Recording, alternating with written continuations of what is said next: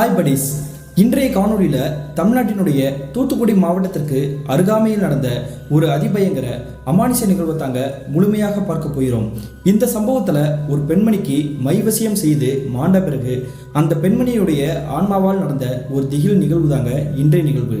இது போல உங்களுடைய வாழ்க்கையிலும் ஏதாவது திகில் நிகழ்வுகள் நடந்துருந்துச்சுன்னா இந்த இமெயிலுக்கு ஷேர் பண்ணலாங்க. ஒருவேளை அது கஷ்டமாக இருந்துச்சுன்னா கீழே டிஸ்கிரிப்ஷனில் இன்ஸ்டாகிராம் லிங்க் கொடுத்துருக்கீங்க, அதில் போயிட்டு ஃபாலோ பண்ணிட்டு வாய்ஸ் நோட்டாக கூட ஷேர் பண்ணலாங்க. இது வரைக்கும் நம்மளுடைய சேனலை சப்ஸ்கிரைப் பண்ணாமல் பார்த்துட்டு இருந்தீங்கன்னா சப்ஸ்கிரைப் பண்ணிட்டு பக்கத்தில் இருக்கக்கூடிய பெல் பட்டனையும் சேர்த்து கிளிக் பண்ணிக்கோங்க. நான் உங்கள் Afsar. Welcome to Afsar investigation. நான் முன்கூட்டியே சொன்ன மாதிரி தமிழ்நாட்டினுடைய தூத்துக்குடி மாவட்டத்திலிருந்து ஒரு குறிப்பிட்ட தொலைவில் அமைந்திருக்கக்கூடிய ஒரு அழகிய கிராமத்தில் கிட்டத்தட்ட 2012 காலகட்டத்தில் நடந்த ஒரு திகில் நிகழ்வு தாங்க இன்றைய நிகழ்வு. இந்த சம்பவத்தை நமக்கு மின்னஞ்சல் மூலியமாக ஷேர் பண்ணியது நிர்மல் அப்படின்றவர் தாங்க. இது இவருக்கு நடந்துச்சான்னு பார்த்தீங்கன்னா இல்லைங்க, இவருடைய அக்கா மாண்ட பிறகு நடந்தது தாங்க இந்த சம்பவம்.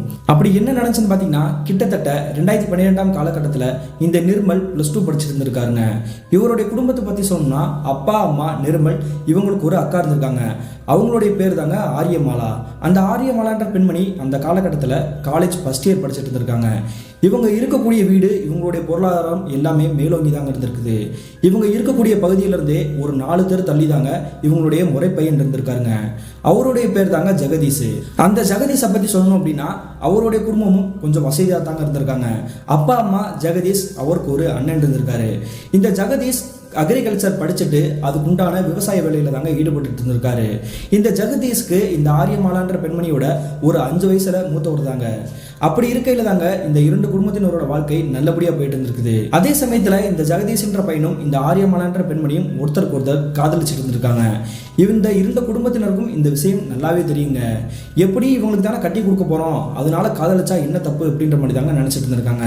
அதே நேரத்திலேயே இந்த பெண்மணியை காலேஜ் போறப்ப பிக்கப் பண்ணிட்டு டிராப் பண்றது, தேவைப்பட்ட நேரத்தில் ஏதாவது ஒரு ஹெல்ப் பண்றது, அந்த மாதிரி தாங்க ஈடுபட்டு இருந்திருக்கிறாரு. இன்னொரு விஷயம் சொல்லணும் அப்படின்னா அதே கிராமத்திலேயே இந்த ஜெகதீஷ்க்கு உற்ற நண்பராக ஒருத்தர் இருந்திருக்காருங்க. அவருடைய பேர் தாங்க தினேஷ்.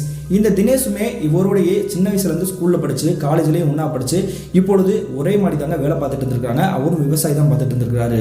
அவருடைய குடும்பமும் ஓரளவுக்கு வசதியாக தாங்க இருந்திருக்காங்க. இப்படி இருக்கையில் தான் இந்த ஜெகதீஷ் எப்பொழுதெல்லாம் வேலை அதிகமாக இருக்குதோ அந்த சமயத்தில் டிஃபன் பாக்ஸ் ஏதாவது கொடுத்து விடணும் அப்படின்னா இவங்க காதலிக்கக்கூடிய அந்த ஆரியமாலான்ற பெண்மணி இருக்காங்க இல்லையா, அந்த பெண்மணிக்கு இவருடைய நண்பரான தினேஷ் மூலியமாக தாங்க கொடுத்து அனுப்புவார். ஆனால் அந்த ஆரியமாலான்ற பெண்மணிக்கு இந்த ஜெகதீஷோடைய நண்பன் இருக்கார் இல்லையா தினேஷ், அவரை பார்த்தாலே சுத்தமாக பிடிக்காதுங்க. அதுக்கு என்ன காரணம் பார்த்தீங்கன்னா ஒரு வருடங்களுக்கு முன்னாடி நடந்த ஒரு சில விஷயங்கள் தாங்க. அது என்னன்னு பார்த்தீங்கன்னா சில வருடங்களுக்கு முன்னாடி இந்த ஜெகதீஷோடைய நண்பன் தினேஷ் இருக்கார் இல்லையா, அவர் செய்த ஒரு காரியம் தாங்க. குறிப்பிட்டு சொன்னோம்னா ஒரு 2 வருடங்களுக்கு முன்னாடி இந்த ஜெகதீஷ், இந்த ஆரியமாலாவுடைய தம்பி நிர்மல், அது மட்டும் இல்லாமல் தினேஷ், இந்த 3 பேரும் கிரிக்கெட் விளையாடுறதுல கை தேர்ந்தவங்க. அதனால ஒரு கிரவுண்டுக்கு போய் கிரிக்கெட் விளையாண்டு இருந்திருக்காங்க சுற்றி இருக்கக்கூடிய உற்ற நண்பர்களோட. அப்படி விளையாண்டுக்கிட்டே இருக்கும் பொழுது இந்த தினேஷ் பேட்லேயே பந்தை வேகமாக அடிச்சிருக்காரு. அப்படி 6 அடிச்ச உடனே அந்த பந்து கொஞ்சம் தூரத்தில், வெகு தூரத்தில் கடந்து போய் விழுந்திருக்குது. அந்த பந்தை இந்த ஆரியமாலான்ற பெண்மணியோட தம்பி இருக்கார் இல்லையா நிர்மல், அவரை போய் எடுத்துட்டு வர சொல்லியிருக்காரு. அந்த சமயத்தில் இந்த ஆரியமாலாவுடைய தம்பி நிர்மல் என்ன பண்றாருன்னா, அதெல்லாம் என்னால் எடுத்துட்டு வர முடியாதா, உனக்கு என்னன்னா நீ போய் எடுத்துட்டு வா, நீ பாட்டுக்கு அடிச்சுட்டே இருப்ப, இந்த பந்தை நான் புறக்கி கொடுக்கறதா என்னுடைய வேலையா அப்படின்ற மாதிரி தாங்க கோவப்பட்டிருக்கிறாரு. எடுத்த உடனே இப்படி பொசுக்குன்னு போடாவானு பேசுறானே மரியாதை இல்லாம அப்படின்ற மாதிரி தாங்க நினைச்சுக்கிட்டு இந்த நிர்மலை போட்டு அடி நடிக்க ஆரம்பிச்சிருக்காருங்க. அப்படி அடிச்சிட்டு இருக்கும் பொழுதே அந்த ஜெகதீஷ் அப்படின்றவர் தடுக்க ஆரம்பிச்சிருக்காரு. அதுக்கு எதுக்குடா சின்ன பையனை போட்டு இப்படி அடிக்கிற, வீட்டில் பார்த்தா பிரச்சனை ஆயிரும், முதல்ல அவன் விட்றா அப்படின்ற மாதிரி தாங்க சத்தம் போட்டுக்கிறாரு. அதே மாதிரி இந்த நிர்மலுமே ஆரியமாலான்ற பெண்மணி கிட்ட போய் சொல்லிக்கிறாரு, அக்கா இந்த தினேஷ் என்னை பயங்கரமா அடிச்சிட்டாங்கா, அதுக்கு மாமா வேடிக்கை தான் பார்த்துட்டு இருந்திருக்காரு, எதுவுமே சொல்லவே இல்லை அப்படின்ற மாதிரி தாங்க போட்டு விட்டுருக்காரு. அதே மாதிரி இந்த ஆரியமாலான்ற பெண்மணி இந்த ஜெகதீஷை பார்த்து கண்டமணிக்கு திட்டிருக்கிறாங்க, உன்னோட ஃப்ரெண்டுன்றக்காக நீ அவனை எதுவுமே சொல்லாமல் இருக்கிறியா, என்னுடைய தம்பி அடி வாங்கினா பிரச்சனை இல்லையா, அவனை பார்த்தாலே எனக்கு பிடிக்கல, இனிமே நீ அவன் கூட பேசக்கூடாது பழகக்கூடாது அப்படின்ற மாதிரி சொல்லிக்கிறாங்க. ஆனா அந்த ஜெகதீஷை பொறுத்த வரைக்கும் சிறிய வயதிலிருந்தே நான் ஏற்கனவே சொன்ன மாதிரி நிறைய நண்பர்கள், அதனாலலாம் என்னால் விட்டு கொடுக்க முடியாது, அவன் அடிச்சதுக்கு ஏற்றப்பல நான் மன்னிப்பு வேணா கேட்க சொல்றேன், ஆனா தப்பு உன்னோட தம்பி மேலதான், போடா வாடான்னு வயசுக்கு மரியாதை கொடுக்காம பேசினான், அதனாலதான் அவன் அடிச்சான் அப்படின்ற மாதிரி தாங்க அப்படி பேசிட்டு இருக்கிறாருங்க. இந்த சம்பவம் நடந்ததுல இருந்தே இந்த ஆரியமாலான்ற பெண்மணிக்கு இந்த ஜெகதீஷோடைய நண்பன் தினேஷ் மேல பார்த்தாலே பிடிக்காதுங்க, கெட்ட கோபமா தாங்க வரும். இப்படியே போயிட்டு இருக்கும் பொழுது தாங்க ஒரு நாள் தோராயமாக மாலை ஒரு 4 மணி இருந்திருக்கும். அந்த சமயத்துல இந்த ஆரியமாலான்ற பெண்மணி பெண்மணி கல்லூரியை முடிச்சுட்டு வாசல்ல தோழிகளோட நின்றுட்டு இருந்திருக்காங்க, பஸ்ஸுக்காக வெயிட் பண்ணியிருக்காங்க. அந்த சமயத்தில் இந்த ஜெகதீஷோடைய நண்பர் தினேஷ் இருக்கார் இல்லையா, அவர் தாங்க பைக் எடுத்துக்கிட்டு அந்த காலேஜ் ஸ்டாப் கிட்டே போய் நிற்கிறாங்க. அப்படி நிற்கிறது மட்டும் இல்லாமல் இந்த ஆரியமாலான்ற பெண்மணிக்கிட்டே நெருங்கி போயிட்டாரு. எதுக்கு இந்த நேரத்தில் நம்ம கிட்ட அப்படி நெருங்கி வரான், எதுவும் சொல்லி அனுப்பிச்சுட்டு போறோம் நம்ம ஆளு அப்படின்ற மாதிரி தாங்க அவங்க நினைச்சிருக்காங்க. ஆனா இந்த தினேஷ் சொல்லக்கூடிய விஷயத்தை கேட்டு இந்த பெண்மணிக்கு தூக்கி வாரி போட்டிருக்குது. அப்படி என்ன சொல்லியிருக்காங்க பார்த்தீங்கன்னா, ஆரியமாலா அவனை நான் சின்ன வயசுல இருந்து காதலிச்சிட்டு இருக்கேன், இந்த விஷயத்தை நான் உங்ககிட்ட எப்படியோ சொல்லலாம்னு நினைக்கும் பொழுதுதான் நீ என்னுடைய நண்பனை காதலிக்கிற விஷயம் எனக்கு தெரிஞ்சு, ஆனாலுமே நான் இதை சொல்லியே ஆகணும், இல்லைன்னா இது ஒருவேளை சொல்லவே முடியாமல் போயிருமா அப்படின்ற மாதிரி பயத்தினால தான் நான் இப்போ உங்ககிட்ட இந்த விஷயத்த சொல்றேன், என்னை நீ காதலிக்கணும், என்னை நீ ஏற்றுக்கணும் அப்படின்ற மாதிரி தாங்க சொல்லி கத்திக்கிட்டு இருந்திருக்கிறாரு. இந்த விஷயத்தை கேட்டு இருக்கக்கூடிய அங்கே நிற்கக்கூடிய சக தோழிகளுக்குமே தூக்கி வாரி தான் போட்டிருக்குது. என்ன காரணம், இந்த பெண்மணியோட காதலன் ஜெகதீஷ் அப்படின்றது அங்கே இருக்கக்கூடிய தோழிகள் உள்பட எல்லாருக்கும் தெரியுங்க. இந்த சமயத்தில் போய் அவனோட நண்பனே இந்த மாதிரி ஒரு விஷயத்தை சொல்றானே அப்படின்ற மாதிரி தாங்க மிரண்டு போய் பார்க்குறாங்க. கொஞ்ச நேரம் கூட யோசிக்கலங்க, இந்த ஆரியமாலான்ற பெண்மணி காலில் போட்டுக்கக்கூடிய செருப்பை கழட்டி இந்த தினேஷோடைய கண்ணத்தை சேர்த்து பலார்னு அரைஞ்சிடறாங்க. இதுக்கு மேலே இந்த வார்த்தை நீ தொடர்ந்து சொன்ன அப்படின்னா நான் என்ன பண்ணுவேன்னு தெரியாது, மனுஷியாவே இருக்க மாட்டேன்டா, வண்டி எடுத்துட்டு கிளம்பு அப்படின்ற மாதிரி தான் சொல்றாங்க. அதன் பிறகு இந்த தினேஷ் கண்கள் கலங்க அந்த வண்டி எடுத்துக்கிட்டு இவருடைய கிராமத்துக்கே திரும்ப வந்திருக்கிறாரு. அன்றைய இரவு தோராயமாக ஒரு 7 மணி இருந்திருக்கும். இந்த ஆரியமாலான்ற பெண்மணி இவங்களுடைய காதலனான இந்த ஜெகதீஷ்க்கு ஃபோன் பண்ணி வீட்டுக்கு கூப்பிட்றாங்க. முறை பையன் தானே, சொந்த உறவு தானே, அதனால அடிக்கடி வீட்டுக்கு போகவும் வரவுமா தாங்க இருந்திருப்பாரு.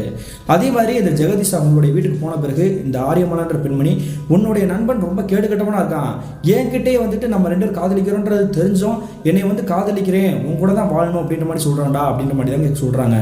இதை கேட்ட உடனே ஜெகதீஷ் பயங்கரமா சிரிக்கிறாரு. நான் எவ்வளவு பெரிய விஷயத்த சொல்லிட்டு இருக்கேன், நீ என்ன கிண்டல் பண்ணி சிரிச்சுட்டு இருக்க, உனக்கு ஏற்கனவே இந்த விஷயம் தெரியுமா அப்படின்ற மாதிரி கேட்குறாங்க. உடனே இந்த ஜெகதீஷ் என்ன சொல்றாருன்னா, ஆமாடி எனக்கு இந்த விஷயம் ஏற்கனவே தெரியும், அவன் என்கிட்ட உன்னை ஃப்ராங்க் பண்ண போறேன்னு சொல்லிட்டு தான் போனான், அதே மாதிரி உங்ககிட்ட சொல்லிட்டான் போல, நீ ரொம்ப கோவப்பட்டுட்டியா அப்படின்ற மாதிரி கேட்குறாங்க. அப்படி கேட்கும்பொழுது நான் கோவப்பட்டது மட்டும் கிடையாது, என் காலில் போட்டுருக்கக்கூடிய செருப்பை கழட்டி உன்னுடைய நண்பனுடைய கண்ணத்தை சேர்த்து அரைஞ்சிட்டேன் அப்படின்ற மாதிரி தாங்க சொல்றாங்க. இதை கேட்ட ஜெகதீஷ் கொஞ்ச நேரத்தில் மிரண்டு போயிட்டாரு. என்னடி சொல்லிட்டு இருக்க, அவன் ஃப்ராங்க் பண்ணேன்னு சொல்லிட்டு விளாட்டா தான் அவன்கிட்ட சொல்லியிருக்கான், அதுக்கு போய் அவனை போய் செருப்பால் அடிச்சிருக்கேடி, அவனை போய் நான் எப்படி சமாதானப்படுத்துவேன் அப்படின்ற மாதிரி தாங்க இந்த பெண்மணி கிட்ட சண்டை போட்டுட்டு அவங்களுடைய வீட்டை விட்டு கீழே இறங்கி போறாங்க. அதே மாதிரி இவருடைய நண்பர் அந்த கிராமத்தில் இருக்கக்கூடிய புதுசாவடின்னு ஒரு இடம் இருந்திருக்குது. அந்த இடத்துக்கு போய் இவருடைய நண்பன் கிட்ட போய் பேச போயிருக்கிறாருங்க. அப்படி பேசும்பொழுது இந்த தினேஷ் அப்படின்றவர் என்ன சொல்றாருன்னா, நான் ஃப்ராங்க்னு சொல்லி தான்டா உன்கிட்ட சொல்லிட்டு போனேன், ஆனா உன் ஆள் பயங்கரமா கோவப்பட்டு செருப்பால் அடிச்சிட்டா, அதெல்லாம் எனக்கு பெரிய பிரச்சனையா தெரியல, அது எனக்கு ஒரு வழியாகவும் தெரியல, என்னதான் இருந்தாலும் அது உன்னுடைய ஆள் தானே, நான் பெருசாவே எடுத்துக்கலடா, நீயும் பெருசா எடுத்துக்காது அப்படின்ற மாதிரி தான் சொல்றாரு. தன்னுடைய நண்பன் எந்த அளவுக்கு இலகுன மனசா இருக்கிறான், ஆனா தன்னுடைய காதலியே இந்த மாதிரி நடந்துட்டா அப்படின்ற மாதிரி தாங்க கோவத்தோட இருந்திருக்கிறாரு. மறுநாள் காலையில் விடிஞ்ச பிறகு இந்த ஜெகதீஷ் அவருடைய வேலையில ஈடுபட ஆரம்பிச்சிருக்கிறாரு. அந்த சமயத்துல இந்த தினேஷ் அங்கே கிராமத்தில் இருக்கக்கூடிய மீதமுள்ள உற்ற நண்பர்கள் இருப்பாங்க இல்லையா, அவங்க எல்லாரும் அதே புது சாவடியிலாங்க உட்காந்துருக்காங்க. அப்படி உட்காந்துருக்கும் பொழுதே இந்த ஆரியமாலான்ற பெண்மணி கல்லூரிக்கு போறதுக்காக அவங்க நிற்கக்கூடிய இடத்துல இருந்து தாண்டி கிராஸ் பண்ணி போயிருக்காங்க. அப்படி போயிட்டு இருக்கக்கூடிய காட்சி பார்த்த உடனே தினேஷ் ஒரு மாதிரி விகாரமா பார்த்துட்டு இருந்திருக்கிறாரு. என்னடா அந்த பொண்ணை ஏன் இப்படி உத்து பார்த்துட்டு இருக்கிற, நேற்று அந்த பொண்ணு கிட்ட செருப்படி வாங்கியாமல அப்படின்ற மாதிரி தாங்க அங்க இருக்கக்கூடிய நண்பர்கள் கிண்டலா சிரிச்சபடி கேட்டுருக்காங்க. ஆமாடா, நான் காதலிக்கிறேன்ற மாதிரி பொய் சொல்லி அவட்ட அடி வாங்கிட்டேன்டா, நான் அவகிட்ட ஒன்று பொய் சொல்லிட்டேன் அப்படின்ற மாதிரி அவளும் என்னுடைய நண்பன் நினைச்சிட்டு இருக்காங்க, ஆனா நான் அவளை உண்மையிலேயே காதலிக்கிறேன், திருமணம் பண்ணா அவளை தான் திருமணம் பண்ணுவேன், இதுக்கு இடையில எவன் வந்தாலும் வெட்டி கூறு போட்டுருவேன் அப்படின்ற மாதிரி தாங்க சொல்றாரு. இதை கேட்ட உடனே அங்க இருக்கக்கூடிய நண்பர்கள் அனைவருமே மிரண்டு போயிட்டாங்க.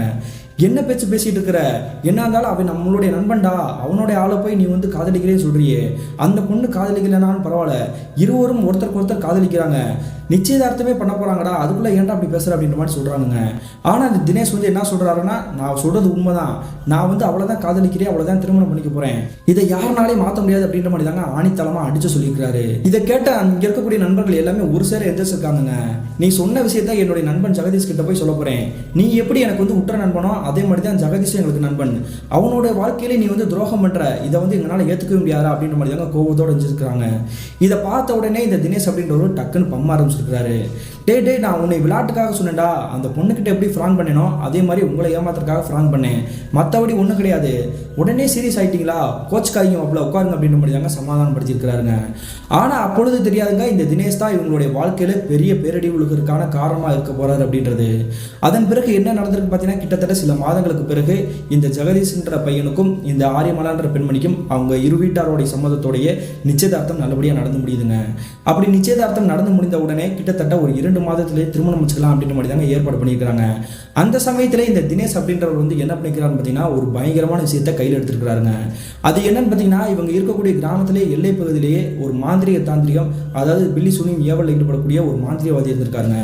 அந்த மாந்திரியவாதியை போய் பார்த்துட்டு இந்த பெண்மணி ஆரியமாலா இருக்காங்க இல்லையா, அவங்கள வந்து நான் ஒருதலை பட்சமாக காதலிக்கிறேன், அவன் மேலே நான் உசிரே வச்சிருக்கிறேன், சிறிய வயதுலேருந்து காதலிச்சுட்டு இருக்கிறேன், என்னுடைய நண்பன் வந்து இடையில வந்துட்டு அவளை வந்து தட்டிட்டு போயிட்டான், அதை என்னால் ஏற்றுக்க முடியல, அவன் என்ன இருந்தாலும் என்னுடைய நண்பன் ஆயிட்டான், அவனை என்னால் எதுவுமே பண்ண முடியாது, ஆனால் அந்த பொண்ணு எனக்கு கட்டாயமாக கிடைச்சே ஆகணும், இதுக்கு ஏதாவது வழி இருக்கா சாமி அப்படின்ற மாதிரி தாங்க கேட்குறாரு.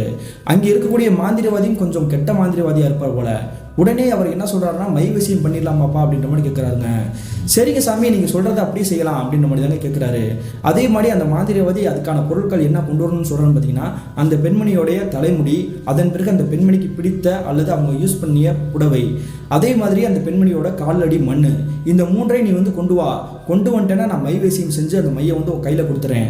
அதே மாதிரி அந்த மையை கொண்டு போய் அந்த பெண்மணியிட கொடுத்து கிட்டத்தட்ட 1 வார காலகட்டங்கள் அந்த பெண்மணியோடைய உச்சந்தலையிலே தடவணும். அதன் பிறகு மனசு மாதிரி உனையவே வந்து தேடி வருவா, வேற யாரையும் ஏற்றுக்க மாட்டாப்பா அப்படின்ற மாதிரி தாங்க சொல்றாரு. சரிங்க சாமி, நீங்க சொன்ன மாதிரி நான் கொண்டு வரேன், எனக்காக நீங்க இந்த விஷயத்தை வந்து செஞ்சு கொடுங்க அப்படின்ற மாதிரி தாங்க இவருடைய கிராமத்துக்கு திரும்பி போயிருக்கிறாரு. அதே மாதிரி கிட்டத்தட்ட 1 வார காலகட்டங்கள் அவகாசம் எடுத்துக்கிட்டாருங்க. அதன் பிறகு இவர் நினைச்ச மாதிரி அந்த பொருட்களை பூரா ரெடி பண்ணி இந்த மாந்திரிவாதிக்கிட்டே கொண்டு போய் கொடுக்குறாரு. அப்படி கொண்டு போய் கொடுத்ததுக்கு பிறகு அவரே ஒரு நாள் முழுக்க பூஜை பண்ணி அந்த மைவசியம் ரெடி பண்ணி இவருடைய கையிலேயே கொடுத்துருக்காருங்க. அப்படி மைவசியம் செஞ்சிருக்கக்கூடிய அந்த மையை கொண்டுகிட்டு இந்த தினேஷ் வந்து எங்க போறாருன்னு பார்த்தீங்கன்னா, இந்த ஆரியமாலான்ற பெண்மணி இருக்காங்க இல்லையா, அவங்களுடைய வீட்டுக்கு தாங்க போறாரு. அப்படி வீட்டுக்கு போனது மட்டும் இல்லாமல் அந்த ஆரியமாலான்ற பெண்மணியை வெளியே கூப்பிடுறாருங்க. இதை கேட்ட உடனே அந்த ஆரியமாலான்ற பெண்மணி வீட்டை விட்டு வெளியே வந்து நிற்கிறாங்க. உன்னை தான் எனக்கு பிடிக்காது, எதுக்கு திரும்ப திரும்ப என் வீட்டுக்கிட்ட வந்துட்டு இருக்கிற, மறுபடியும் நீ டார்ச்சர் பண்ண வந்திருக்கிறியா, உன்னுடைய நண்பன் இருக்கான் அப்படின்ற தைரியத்தில் தான் நீ இந்த மாதிரி பண்ணிட்டு இருக்க அப்படின்ற மாதிரி சொல்றாங்க. இல்லைங்க, நீங்க என்னை தப்பா நினைச்சுக்கிட்டீங்க, நான் அப்பயே அந்த விஷயத்தை வந்து மறந்துட்டேன், நீங்க என்னை செருப்பால் அடிச்சிங்க, நான் அதை கூட பெருசாக எடுத்துக்கல, நான் ஃப்ராங்க் பண்ண போறேன்னு சொல்லிட்டு உங்களுடைய காதலன் கிட்ட சொல்லிட்டு, அதாவது என்னுடைய நண்பன் கிட்ட சொல்லிட்டு தான் அங்கே வந்து உங்ககிட்ட லவ் ப்ரொபோசலே பண்ணேன், மற்றபடி என்னுடைய மனசுல எந்த ஒரு தப்பான எண்ணமும் கிடையாது, நீங்க 2 பேருமே நல்லா இருக்கணும், அதுதான் என்னுடைய மனசோட முழு திருப்தி அப்படின்ற மாதிரி தான் சொல்றாரு. அதன் பிறகு தாங்க இந்த பெண்மணியை கொஞ்சம் கொஞ்சமா அவங்களுடைய மனசு இலக ஆரம்பிச்சிருக்குது. என் கையில வச்சிருக்கக்கூடிய இந்த டப்பா வந்து எங்களுடைய குலதெய்வ கோயிலில் வேண்டி எடுத்துட்டு இருந்தது, உங்களுடைய காதலன் ஜெகதீஷ்கிட்டே நான் கொடுத்துட்டேன், அதே மாதிரி நீங்களும் உங்களுடைய உச்சந்தலையில் பூசிட்டு வாங்க 1 வார காலகட்டம், அதன் பிறகு உங்களுடைய திருமண வாழ்க்கையில் எந்த ஒரு பிரச்சனையும் இல்லாமல் நல்லபடியாக இருக்கும், இதை வந்து உங்களுக்காகவே நான் மனதார வேண்டிக்கிட்டு செஞ்சது, என்னை நீங்கள் மன்னிச்சிட்டீங்க அப்படின்னா இதை வந்து ஏற்றுக்கணும் அப்படின்ற மாதிரி தாங்க கேட்குறாரு. அதன் பிறகு அந்த பெண்மணியுமே வாங்குறதுக்கு கொஞ்சம் தயங்கிட்டு தான் இருந்திருக்காங்க. ஒரு கட்டத்துக்கு பிறகு சரி நீங்கள் கொடுங்க, நல்லது தானே சொல்கிறீங்க அப்படின்ற மாதிரி தாங்க வாங்கி வச்சுக்கிட்டாங்க. அதே மாதிரி அந்த 1 வார காலகட்டம் இந்த பெண்மணி அந்த உச்சந்தலையிலே தாங்க அந்த மையை வந்து தலையிலே தடவி இருக்கிறாங்க. இந்த மாந்திரிவாதி சொன்னார் இல்லையா, 1 வார காலகட்டத்திலே இந்த பெண்மணி வந்து வேற மாதிரி தெரிவாங்க அப்படின்ட்டு, அதே மாதிரி தாங்க இந்த பெண்மணியோடைய நடைமுறை பாவனைகள் எல்லாமே அப்படியே மாற ஆரம்பிச்சிச்சுங்க. அதன் பிறகு என்ன நடந்திருக்கு பார்த்தீங்கன்னா, கிட்டத்தட்ட திருமணம் நடப்பதற்காக அங்கே பத்திரிகையை இருவிட்டாருமே அடிச்சு வச்சிருக்காங்க. அந்த பத்திரிகையை மாப்பிள்ளை வீட்டுக்காரங்க அடிச்சுட்டு இந்த பெண்மணியோட வீட்டுக்கு வந்து கொண்டு வந்து கொடுத்துட்டு இருக்காங்க. அந்த பத்திரிகை நல்லா இருக்கு அப்படின்ற மாதிரி தாங்க எல்லாரும் வந்து சபையோட உட்பட உட்காந்து பார்த்துட்டு இருந்திருக்காங்க.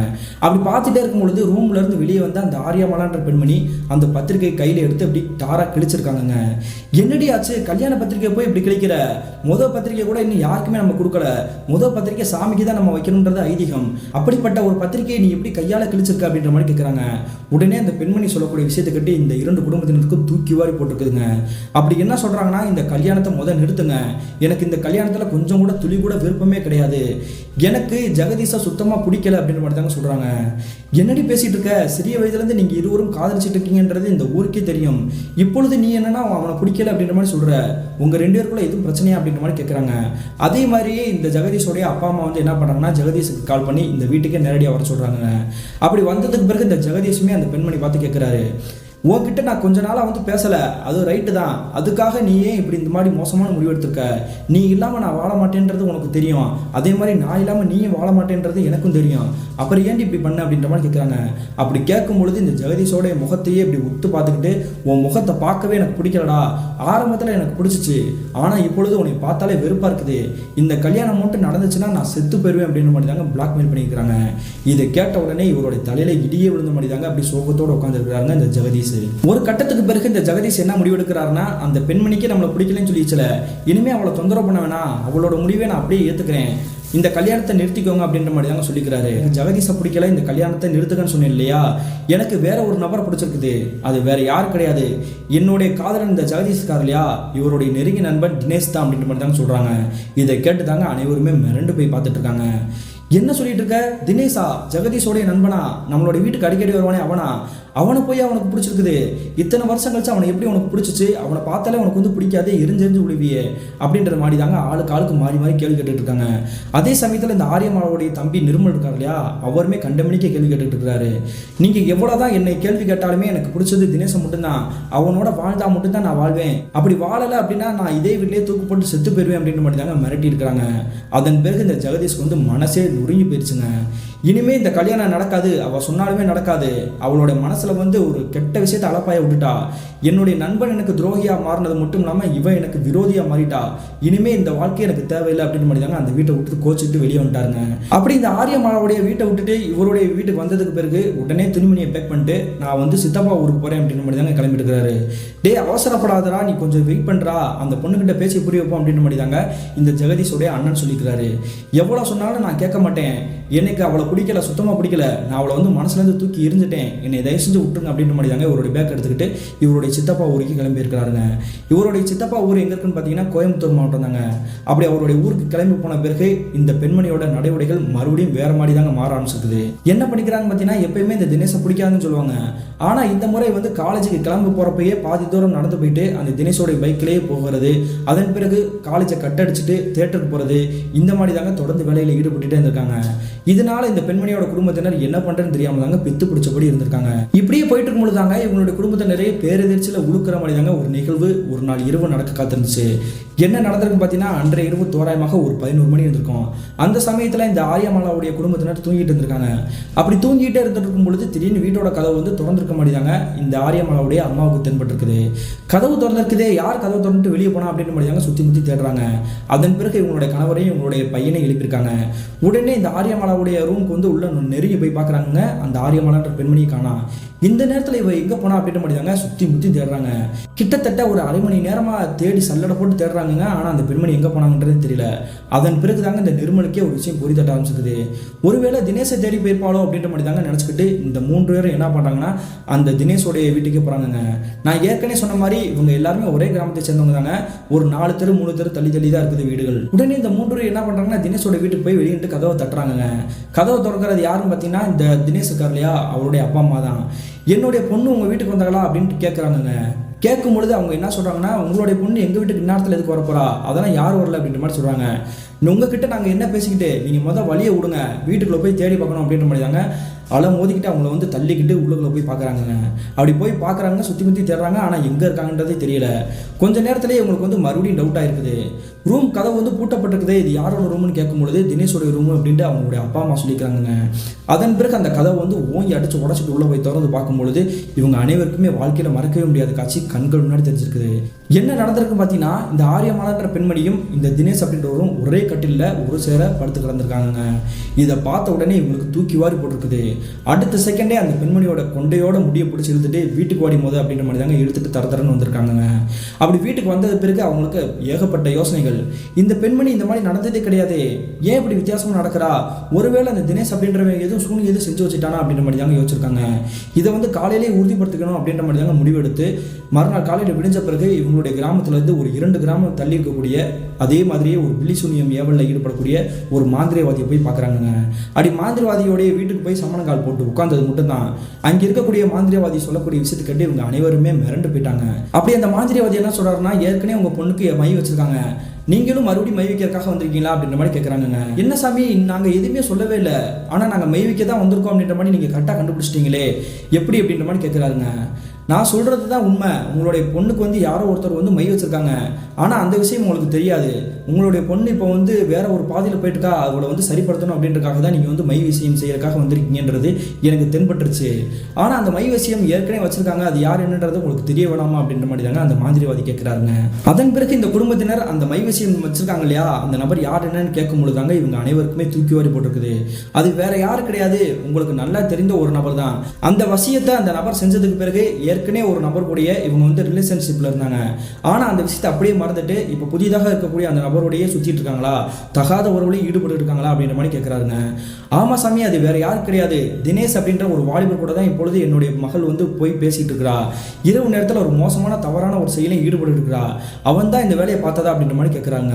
அதன் பிறகு அந்த மாதிரிவாதி, ஆமாம் அந்த பையன் தான் செஞ்சது, இந்த வசியத்தை நான் எடுத்து விட்டுறேன், கிட்டத்தட்ட ஒரு வார காலகட்டம் உங்களுடைய மகளை வந்து உங்களுடைய வீட்டிலேயே வச்சிருங்க, வேற எங்கேயும் வெளியே அனுப்பிச்சுட்றாதீங்க. முக்கியமான கண்டிஷன், அந்த தினேஷ்ன்ற வாலிபருடைய கண்களுக்கு பாத்திராம மட்டும் பார்த்துக்கோங்க. ஒருவேளை அந்த வாலிபரை உங்களுடைய மகள் வந்து கண்ணுக்கு நேருக்கு நேராக பார்த்துட்டாங்க அப்படின்னா இவங்களுடைய மனசு மாற வாய்ப்பு இருக்குது அப்படின்ற மாதிரி தான் சொல்கிறாங்க.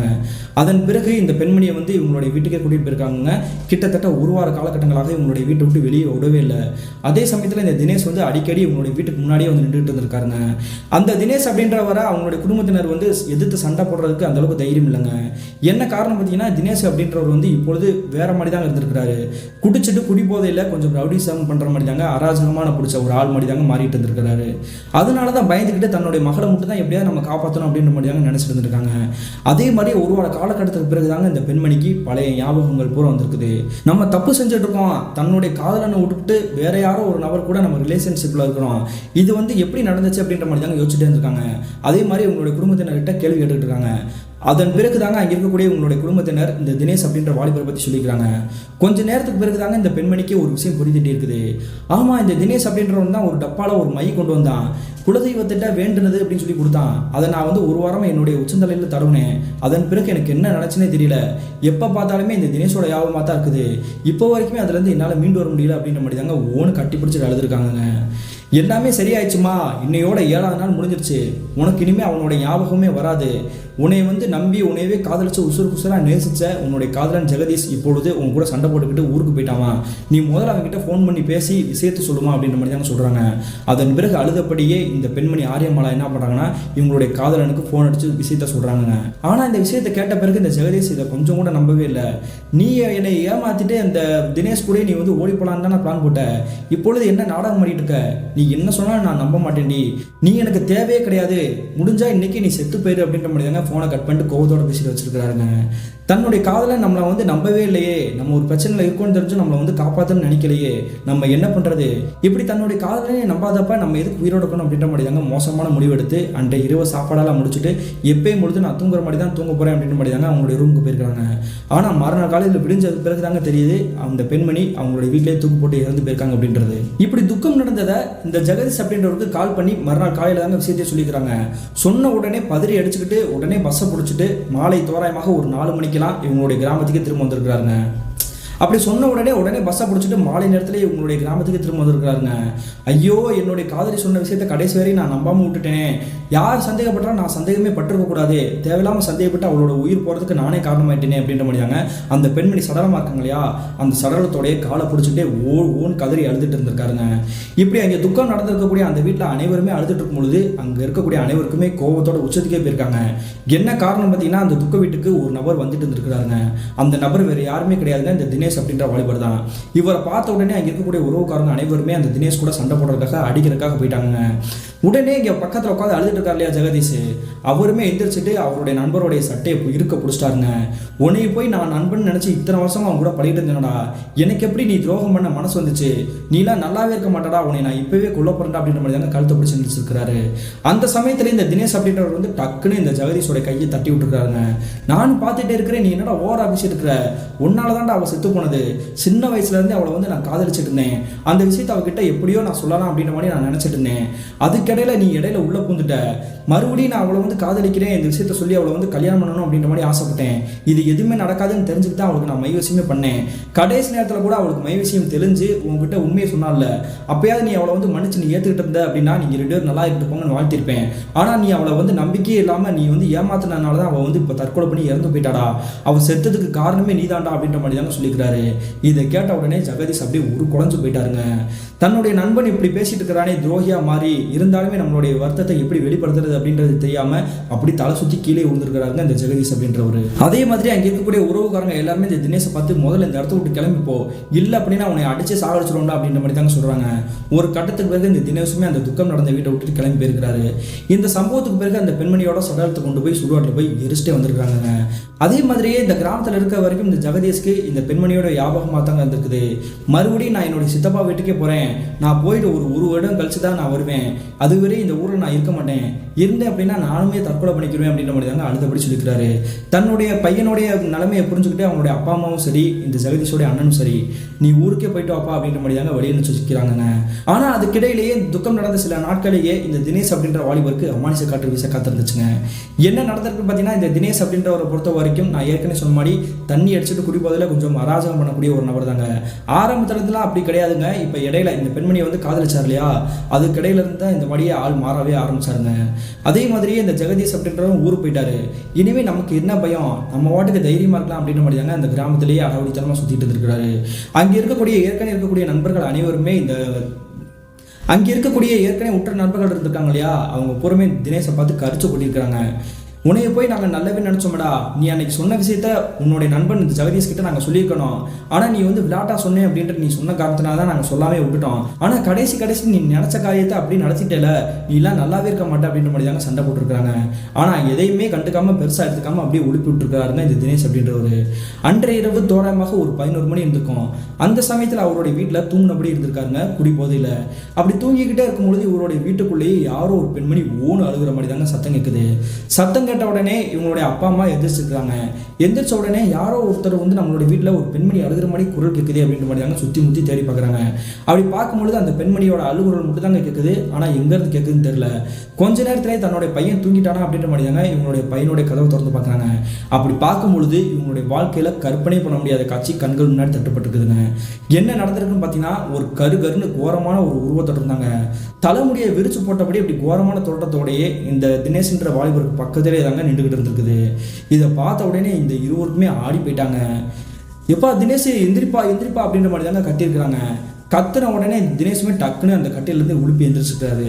எந்திரிச்ச உடனே அந்த கரிய உருவம் டக்குன்னு காற்றுல கரைஞ்சிற மாதிரி தாங்க கரைஞ்சிருக்குது. உடனே உனக்கு எதுவுமே தெரியாதா, இந்த இடத்துல ஏதோ ஒரு உருவம் இந்த மாதிரி தெரிஞ்சிடா, நீ கொஞ்சம் கவனமா இருடா அப்படின்ற மாதிரி சொல்கிறாங்க. ஆனால் நான் ஏற்கனவே சொன்ன மாதிரி அவர் வந்து குடிபோதையில் இருக்காரு அப்படின்ற காரணத்தினால இதை எதுவுமே பெருசாகவே கண்டுக்கல. அதெல்லாம் என்னை எதுவுமே பண்ண முடியாது, நான் பார்த்துக்கிறேன் அப்படின்ற மாதிரி தாங்க சமாளிச்சுக்கிறாரு. இந்த சம்பவம் நடந்து கிட்டத்தட்ட ஒரு 3 நாட்கள் கடந்திருக்கும். இந்த தினேஷை ஒரு நபர் வந்து கான்ட்ராக்டர்னு சொல்லாங்க. கட்டடம் கட்டக்கூடிய கான்ட்ராக்டர் வந்து என்ன பண்ணுறாருன்னா, ஒரு 3 நாள் அர்ஜென்ட் வேலை இருக்குப்பா, அதனால வேலைக்கு வாப்பா அப்படின்ற மாதிரி கூப்பிட்டுருக்காரு. என்னங்க இந்த மாதிரி வேலையெல்லாம் நான் என்னை சொல்லிட்டு இருக்கேன், நான் விவசாயம் தான் பார்ப்பேன், இந்த மாதிரி வேலையெல்லாம் நான் பார்க்க மாட்டேன் அப்படின்ற மாதிரி சொல்கிறாருங்க. இல்லைப்பா கொஞ்சம் அர்ஜென்ட்டு, நீ வேணா சேர்த்து கூட பணம் வாங்கிக்கோ, வந்தாகணும் அப்படின்ற மாதிரி தாங்க சொல்கிறாங்க. சரி நம்மளை இவ்வளோ நேரம் வற்புறுத்தி கூப்பிட்றாங்களே நம்ம போவோம் அப்படின்ற மாதிரி தாங்க இந்த தினேஷுமே அந்த கட்டிட வேலைக்கு போகிறாங்க. அப்படி கட்டிட வேலை பார்த்துருக்கக்கூடிய அன்றைய காலை பொழுது தோராயமாக ஒரு 12 மணி இருந்திருக்கும். அந்த சமயத்தில் இவர் எதிர்பார்க்காத நேரத்தில் இவர் மேலே இருக்கக்கூடிய ஒரு சுவர் வந்து இடிஞ்சு இவரோட தோள்பட்டையிலே விழுந்திருக்குதுங்க. ஜஸ்ட் மிஸ்ஸுங்க, இவரோட தலையிலே விழுந்துருந்தா உயிரே போயிருக்கும். ஆனால் இவருடைய நல்ல நேரமாக என்னன்னு தெரியல, டக்குன்னு வெளியே இருக்கிறாரு. உடனே தோள்பட்டையில் விழுந்த உடனே அங்கே இருக்கக்கூடிய நபர்கள், வேலை பார்க்கக்கூடிய நபர்கள் இருப்பாங்க இல்லையா, எல்லாருமே நெருங்கி வந்து இவரை வந்து தூக்கியிருக்காங்க. ஆனாலுமே அதே செகண்ட்லேயே இவர் வந்து மயக்கம் போட்டுருக்கிறாரு. உடனே இவரை வந்து தூக்கிக்கிட்டு பக்கத்தில் இருக்கக்கூடிய மருத்துவமனையில் சேர்த்துருக்காங்க. அப்படி மருத்துவமனையில் சேர்த்ததுக்கு பிறகு மயக்கத்திலேருந்து முடிச்சதுக்கு பிறகு தாங்க உங்களுடைய அப்பா அம்மா பக்கத்தில் நிற்கிறத பார்க்குறாரு. பார்த்த உடனே அம்மா அப்படின்ற மாதிரி தாங்க ஓனு தினேஷ் அழுக ஆரம்பிச்சிருக்கிறாரு. என்னாச்சுடா, அதான் பெருசாக எதுவும் அடிபடலடா, தப்பிச்சுட்டடா அப்படின்ற மாதிரி சொல்கிறாங்க. நான் அதுக்கு அழுகலமா, என் மேலே செவர் விழுந்துச்சு இல்லையா, அந்த செவருக்கு மேலேயே ஒரு கருப்பு உருவத்தை பார்த்தேமா, அந்த உருவம் எப்படி இருந்துச்சுன்னு இப்போ வரைக்கும் என்னால் மறக்கவே முடியல அப்படின்ற மாதிரி தாங்க சொல்கிறாங்க. நாங்கள் தான் உங்கள்கிட்ட ஏற்கனவே சொன்னோம்ல, ஒரு 3 நாளைக்கு முன்னாடி இரவு நேரத்தில் உன் ரூமில் பக்கத்தில் நின்றுக்கிட்டு இருந்துச்சு அப்படின்ட்டு, நீ கூட அதை பெருசாக எடுத்துக்கல. இப்பொழுது உன் கண் முன்னாடியே பார்த்துட்டியா, பகல் நேரத்திலே அந்த உருவம் உன்னை பின்தொடர்ந்து வருது அப்படின்னா இரவு நேரத்தில் உன்னை ஏதாவது பண்ணிடணும் ராஜா, அதனால் நீ இந்த ஊரை விட்டு நீ கிளம்பி போயிரு அப்படின்ற மாதிரி தாங்க இவங்களுடைய குடும்பத்தின்னு சொல்லிக்கிறாங்க. அதன் பிறகு மருத்துவமனையிலேருந்து டிஸ்சார்ஜ் ஆகி மறுபடியும் உங்களுடைய வீட்டுக்கே வந்திருக்காங்க. அப்படி வீட்டுக்கு வந்ததுக்கு பிறகு நடந்த விஷயங்கள் எல்லாமே நினச்சி இவர் வந்து பயத்தில் நடிக்கிட்டே இருந்திருக்கிறாரு. தன்னுடைய பையனை பார்த்தா நம்மளுக்கு மனசு கேட்கலையே, நம்ம என்ன பண்ணுறது, என்ன இருந்தாலும் தன்னுடைய பிள்ளையாக போயிட்டான், அவனை வந்து எப்படியாவது நம்ம காப்பாற்றி ஆகணும் அப்படின்ற மாதிரி தாங்க முடிவெடுத்து இவங்களுடைய உறவுக்காரங்கிட்ட ஃபோன் பண்ணி விசாரித்து சொல்லிக்கிறாங்க. இந்த தினேஷனுடைய குடும்பத்தினர் நினைச்ச மாதிரியே மறுநாள் காலையிலேயே இந்த தினேஷுடைய பெரியப்பா பையன் இவருடைய கிராமத்துக்கே வந்திருக்கிறாருங்க. அப்படி வந்த பிறகு இவருக்கு என்ன நடந்துச்சோ அது புறம் முழுமையாக அவர்கிட்ட சொல்லி முடிக்கிறாங்க. அதே மாதிரியே இந்த தினேஷனுடைய பெரியப்பா பையன், இவனை நான் பார்த்துக்கிறேன், என்னுடைய ஊருக்கு நான் கூட்டிகிட்டு போகிறேன் அப்படின்ற மாதிரி தாங்க அவர்களுடைய வீட்டிலேயே சாப்பிட்டுட்டு அன்றைய இரவு தோராயமாக ஒரு 7 மணிக்கு ஒரு 2 வீலர் எடுத்துக்கிட்டு இவங்களுடைய கிராமத்துலேருந்து கிளம்பி போகிறாங்க. அப்படி இவங்களுடைய கிராமத்துலேருந்து கிளம்பி போகிற வழியிலேயே ஒரு ஒயின் ஷாப் இருந்திருக்குங்க.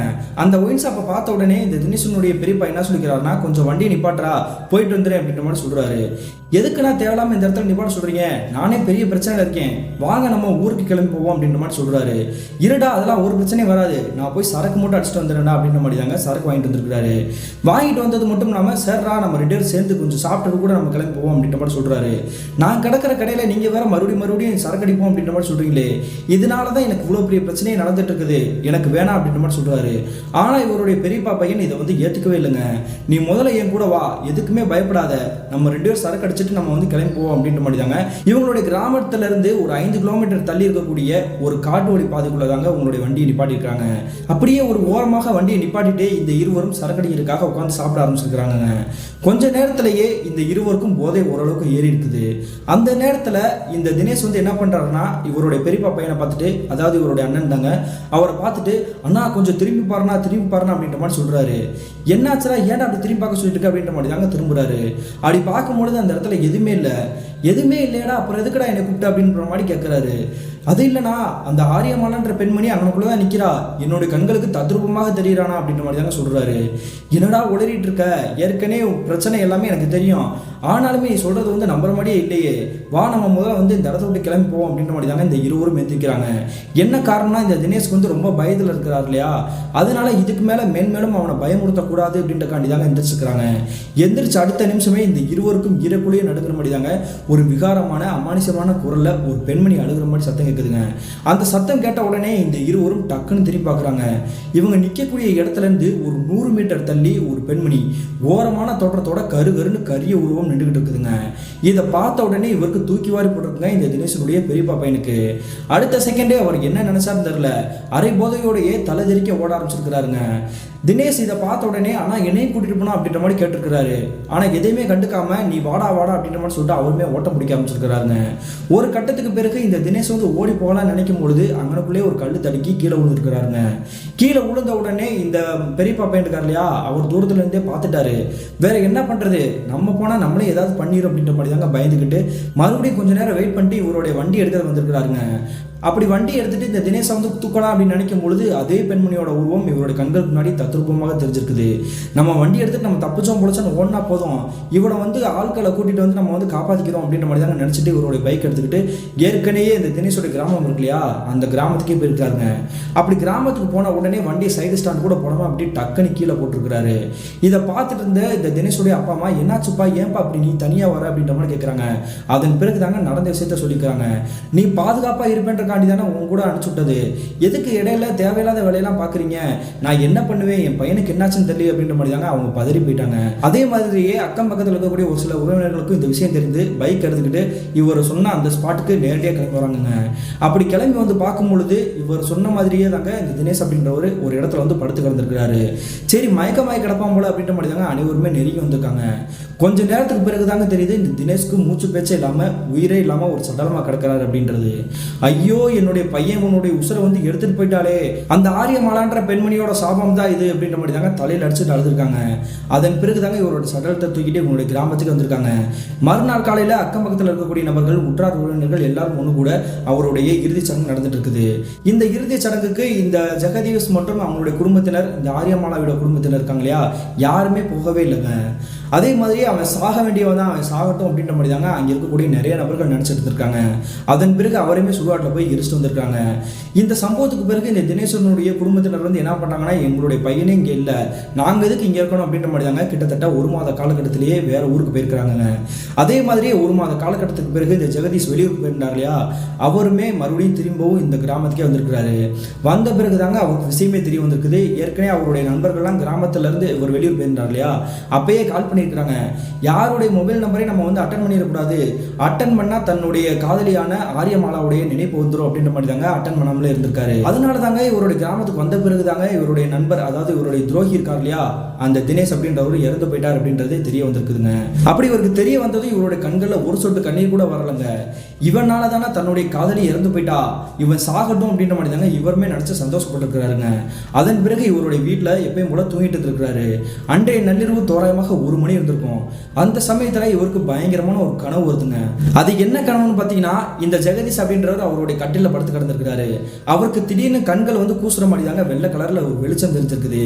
டக்குன்னு கண்ணை முடிச்சு பார்க்கும்பொழுது அவருக்கு பக்கத்திலேயே ஒரு கருகருன்னு கரிய உருவம். அந்த கரிய உருவத்தை பார்த்த உடனே இவருக்கு தெரிஞ்சிருக்குங்க தன்னுடைய காதலியான ஆரியமாலா அப்படின்றது. அடுத்த செகண்டே அந்த கரிய உருவம் இவரை பயமுறுத்தாத வகையில வெள்ளை கலர்ல தத்ரூபமாக மாற ஆரம்பிச்சிருக்குதுங்க. கொஞ்ச நேரத்திலேயே இவர் படுத்திருக்கக்கூடிய அந்த இடத்த விட்டு எந்திரிக்கலாம் நினைக்கிறாரு. ஆனா எந்திரிக்கவே முடியல. அதே சமயத்துல அந்த ஆரியமாலான்ற பெண்மணி அழுதபடி ஒரு விஷயத்தை சொல்லுது. அப்படி அழுதபடியே அந்த ஆரியமாலான்ற பெண்மணியோட ஆன்மா என்ன சொல்லுதுன்னா, நீ என்னை கடைசி வரைக்கும் நம்பாம போயிட்டல, ஓ வாயாலேயே என்னை வந்து செத்துப்போன்னு சொல்லிட்டல, அதனாலதான் நான் தூக்கு போட்டு செத்து போயிட்டேன். இருந்தாலுமே உன்னை வந்து என்னால மறக்க முடியல. நீ என்னை விட்டுட்டு எப்படி நீ எவ்வளவு தூரத்துக்கு போயிட்டியோ அதே மாதிரியே நான் உன்னை விட்டு நான் தூரமே போக மாட்டேன், உன் பக்கத்திலே தான் நான் இருப்பேன் அப்படின்ற மாதிரி தாங்க அந்த ஆன்மா அழுதபடியே பேசிட்டு இருக்குதுங்க. இதை கேட்டுட்டு இருக்கக்கூடிய இந்த ஜெகதீஷுமே அழுதுகிட்டே இருந்திருக்கிறாருங்க. ஆனா அவரால் வாயை திறந்து பேச முடியல. கை கால் எல்லாமே அசையாம அப்படியே கிடந்திருக்குது. என்னுடைய சாவுக்கு காரணமான உன்னுடைய நண்பன் இருக்கான் இல்லையா, கேடுகட்டவன், அந்த கேடுகட்ட தினேஷ்ன்றவனை நான் எப்பயோ போட்டு தள்ளிட்டேன். இந்த விஷயம் வந்து உனக்கு வந்து தெரிவிக்கணும் அப்படின்றக்காண்டி தான் நான் அவங்க கிட்ட வந்து சொல்லிட்டு இருக்கிறேன். இல்லைன்னா அவன் எதர்ச்சியா யதார்த்தமா செத்து போயிட்டான் அப்படின்ற மாதிரி நீ நினைச்சிட்டு இருப்ப. ஆனா நான் தான் போட்டு தள்ளேன் அப்படின்றத உறுதிப்படுத்துறக்காண்டி தான் நான் உன்னை வந்து தேடி வந்திருக்கிறேன். அது மட்டும் இல்ல, நீ என்னையவே நினைச்சிட்டு இருக்காத. நீ என்னை நம்பல அப்படின்றாலுமே நான் வந்து உன்னை கண்கூடா பார்த்துட்டு இருக்கேன். என்னையவே நினைச்சு நீ வந்து தேம்பி அழுதுட்டு இருக்கிற. என்னைய மறந்துரு, உனக்கான ஒரு புது வாழ்க்கையை தேடிக்கோ அப்படின்ற மாதிரி தாங்க அந்த கரிய உருவம் பேசிட்டு இருக்குது. இதை கேட்டுக்கிட்டே இருக்கக்கூடிய இந்த ஜெகதீஷோடைய கண்கள் பூரா கண்ணீர் ததும்ப தாரையா ஊத்திட்டு இருக்குது. ஆனாலுமே அவரால் அசையக்கூட முடியலங்க. கொஞ்ச நேரத்திலேயே பக்கத்தில் நிற்கக்கூடிய அந்த உருவம், உனக்கு எப்பவுமே நான் பாதுகாவலாக இருப்பேன், என்னை மீறி உங்ககிட்ட யாருமே நெருங்க முடியாது, உனக்கு நல்ல வாழ்க்கை அமைகிற வரைக்கும் உன் கூட தான் நான் இருப்பேன் அப்படின்ற மாதிரி தாங்க அந்த ஆன்மா டக்குன்னு டிசிப்பர் இருக்குது. கொஞ்ச நேரத்திலேயே அவருடைய கைகாலெலாம் அசைகிற மாதிரி தாங்க டக்குன்னு முழிச்சிருக்கிறாரு. அப்படி முழிச்ச பிறகு பார்க்குறாருங்க, இவ்வளோ நேரம் நடந்தது பூரா கனவு கிடையாதுங்க, கற்பனை கிடையாது, நிஜத்திலேயே தாங்க நடந்திருக்குது. என்ன காரணம்னா, இவருடைய ரூம்ல எப்பயும் போல அந்த லைட் ஜீரோ வால்ஸ் எரியும் இல்லையா, அந்த ஜீரோ வால்ஸ் எப்பயும் போல பிளிங்க் ஆகிட்டு தாங்க இருந்திருக்குது. தன்னுடைய காதலியான ஆரியமாலாவுடைய ஆன்மா தான் நம்ம பக்கத்துல நின்று தத்ரூபம் பேசிட்டு இருக்கு போல அப்படின்ற மாதிரி நினைச்சுக்கிட்டு ஓன அழுக ஆரம்பிச்சிருக்காருங்க. அதன் பிறகு இவருடைய குடும்பத்தினர் பக்கத்தில் நெருங்கி வந்துட்டாங்க. நீ இதை பத்திலாம் நினைச்சு கவலைப்படாதப்பா, எதுக்குப்பா அப்படி வந்து தூக்கத்தில் எந்திரிச்சு அழுதுட்டு இருக்கா அப்படின்ற மாதிரி கேட்குறாங்க. இல்லப்பா, நான் சாதாரண அழுகல, என்னுடைய ஆரியமாலா என்னை தேடி வந்து என்னை வந்து பக்கத்துல நின்று பேசிட்டு இருந்தா. ஆனா நான் அவகிட்ட ஒரு வார்த்தை கூட என்னால் முகம் கொடுத்து பேச முடியல, என்னை எதுவுமே பேச விடாத அளவுக்கு அவ வந்து தடுத்துட்டா அப்படின்ற மாதிரி தாங்க சொல்லியிருக்கிறாரு. சரி, நீ எதுக்கும் கவலைப்படாத, எல்லாமே மாறும்பா, உன் வாழ்க்கையை நீ பாரு அப்படின்ற மாதிரி தாங்க இவங்களுடைய குடும்பத்தினர் சொல்லிக்கிறாங்க. மறுநாள் காலையில் விடிஞ்ச உடனே சுடுகாட்டுக்கு தாங்க கிளம்பி இருக்கிறாருங்க இந்த ஜெகதீஷ். அதாவது இந்த ஆரியமாலான்ற பெண்மணியை வந்து எரிச்சாங்க இல்லையா, அந்த இடத்துக்கே போயிட்டு தலையில் அடிச்சுக்கிட்டே அழுதுருக்கிறாரு. நான் உன்னை நம்பியிருக்கணும், நான் சொன்ன ஒத்த வார்த்தைக்காக நீ தூக்க போட்டு செத்து போயிட்டீடி, நீ இல்லாமல் நான் எப்படி இருக்க போறேன் அப்படின்ற மாதிரி தாங்க அழுதபடியே மனசை தேத்திட்டு மறுபடியும் இவருடைய கிராமத்துக்கு வந்திருக்கிறாரு. ஆனால் அதன் பிறகு அந்த ஆரியமாலான்ற பெண்மணியோட ஆன்மா யாருடைய கண்களுக்கு தட்டுப்படவே இல்லைங்க. இந்த ஜெகதீஷையுமே பயமுறுத்தவும் இல்லை, எந்த ஒரு விஷயத்திலையும் ஈடுபடுத்தவும் இல்லைங்க. ஆனாலுமே அந்த சம்பவத்திலேருந்து இப்போ வரைக்கும் இந்த ஜெகதீஷ்ன்றவர் இந்த ஆரியமாலான்ற பெண்மணியை மறக்க முடியாமல் திருமணமே பண்ணிக்காம தாங்க இருந்திருக்கிறாருங்க. கிட்டத்தட்ட 2012 காலகட்டத்தில் என்னுடைய அக்கா மாண்ட பிறகு நடந்தது பிரதர். இந்த சம்பவத்தை உங்களுக்கு நான் அனுப்பும் பொழுதே என்னுடைய கண்களில் வந்து என்னையே அறியாமல் கண்ணீர் வந்துருச்சு. இருந்தாலுமே இந்த சம்பவத்தை நான் ஸ்டோரியாக கேட்கணும்னு நினச்சேன், அதுக்காக தான் உங்களுக்கு ஷேர் பண்ணி அப்படின்ற மாதிரி தாங்க சொல்லியிருக்கிறாரு. இந்த சம்பவத்தை நமக்கு ஷேர் பண்ணியே நிர்மலுக்கு ஒரு நன்றி சொல்லிக்கலாங்க. மீண்டும் இது போன்ற தரமான த்ரில்லிங்கான சுவாரஸ்யமான நிகழ்வுடன் உங்களை சந்திக்கும் வரை நான் உங்கள் அப்சர்.